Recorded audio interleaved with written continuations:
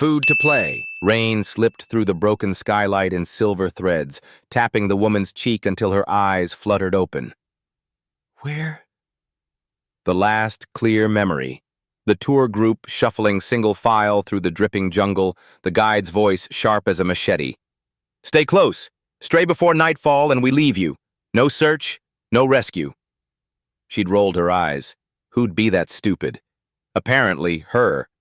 She sat up. Cold metal circled her throat, a chain, thick as her thumb, vanishing into shadow. She yanked. It fed out endlessly from somewhere behind the wall, humming like a fishing reel. Calm. Breathe. Look. The room was a concrete box lit only by the skylight's gray coin of sky. Rain hissed on stone. Somewhere far off, water dripped in slow, patient rhythm. Creak, click, click, boom. The floor lurched. She sprawled, chain clinking. The entire chamber rotated a quarter turn. The skylight slid away and a rectangle of deeper dark opened in the wall, exhaling a smell like spoiled meat left in milk. She staggered over. The passage beyond was narrow, floor spongy, walls slick. Each step sucked at her shoes.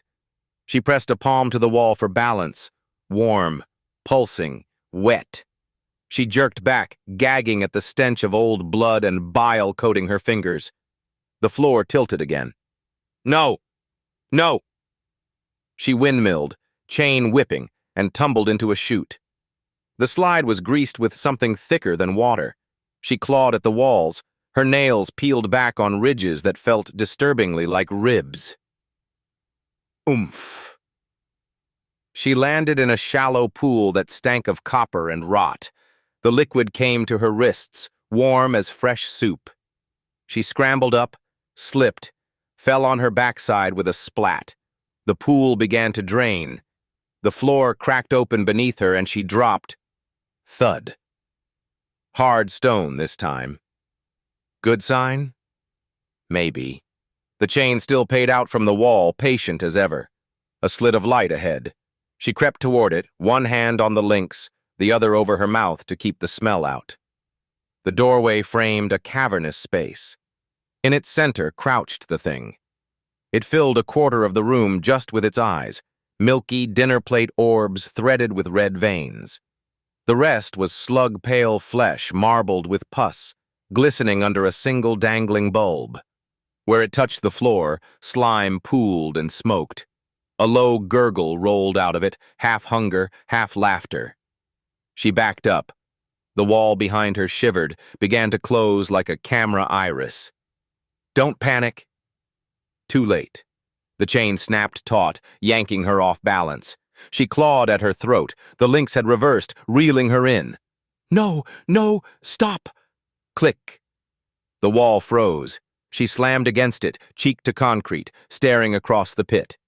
The creature stared back. Something pinched its midsection. A thick cable of the same chain bolted to the floor, keeping it from lunging.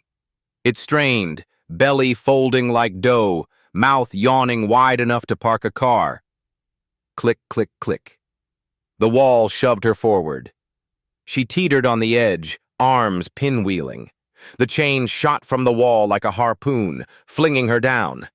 She had time for one short scream before the jaws closed.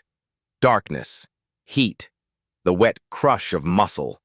A single convulsive swallow. The chain rattled out of the mouth, jagged links clattering across the stone, then retracted neatly into a slot in the wall. The wall slid aside. The tour guide stepped through, boots spotless, smile thin. The creature belched, a sound like boulders laughing. More, it rumbled, voice bubbling up from depths. Bring me more.